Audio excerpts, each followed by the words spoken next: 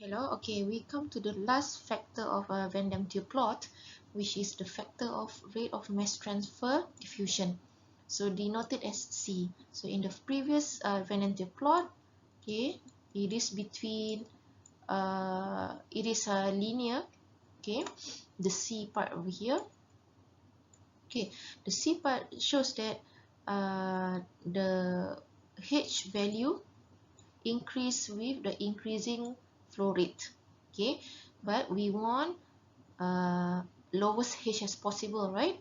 So lowest H is when the flow rate is slow, okay. This is in contrast with B. The longitudinal diffusion want higher flow rate, but for C we want lower flow rate. But is it really low? It is rather slow as compared to the B one lah. Okay, so this mass transfer mass transfer is actually happening between stationary phase and mobile phase. So imagine in the first place, your analyte is adsorbed on the stationary phase. So this is a stationary phase, C18 silica ke everything. So it adsorbed on here, and how the mobile phase start to dissolve it out. So because of coming in and coming out, we have mass transfer. Means mass is transferred from one phase to another phase. Okay, when the transfer of phase, we want this not to be very quickly. We want it to be slow and steady.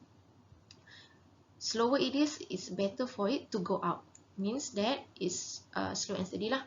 Okay, transfer actually it happened at the interface of the mobile phase and stationary phase. So if the diffusion of interface is fast, in your node is stated slow, so please modify your node. It is not slow, it is fast. Okay, if the diffusion of the between the interface is fast, the mobile phase concentration will overrun the concentration. Means that it will start to diluted. We don't want diluted analyte zone. We want it to be as it is from the beginning until the end. Therefore, if it's fast, you will get peak broadening. So you have to make sure it is slow. Okay.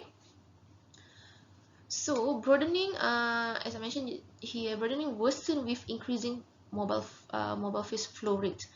Okay, and it's also time dependent. Okay, here higher time means higher efficiency and less broadening. Okay, slow and steady and longer time, just like cooking chicken soup, like 8 hours chicken soup lah, like that, not 8 hours lah. Okay, so this is the calculation of mass transfer resistance. I think you learn this a lot in kimia physics, right? I don't want to go very deep here. I just want to show you how this equation is made up. So dF over here is the thickness of stationary phase. Means that the thickness of stationary phase really play a role. Okay, that's why in HPLC column they want to pack thinly if possible, but it's not majorly possible. But in gas chromatography, if it's open tubular wall coated, it's really thin, kan? So because of this thin over here, is very efficient separation in gas chromatography as compared to the HPLC here.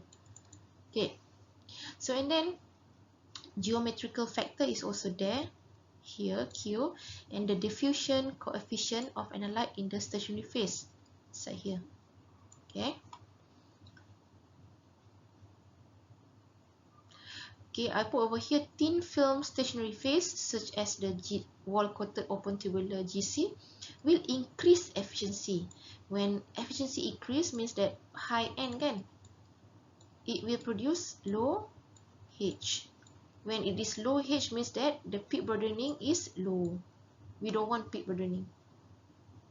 That's why in GC here is better. So this is the same just now. Okay, so when you already understand the A term, B term, and C term, so the plot is taking into account all these three. Okay, so how this is make up? This part here is coming from the B, and then this part here is coming from the interface between A and B here, and then this part over here is coming from the C here. Okay, that's why at the end of the day, if you combine, you will get something like this. So in random plot, we want to see the point whereby the H is the lowest here. Low H means better, peak. Okay, means that peak is efficient. We don't want to choose here. Okay, we don't want to choose here. We don't want. Okay, so this is the part. Okay, and you can know at the lowest H you can get what is the flow velocity that you should stick.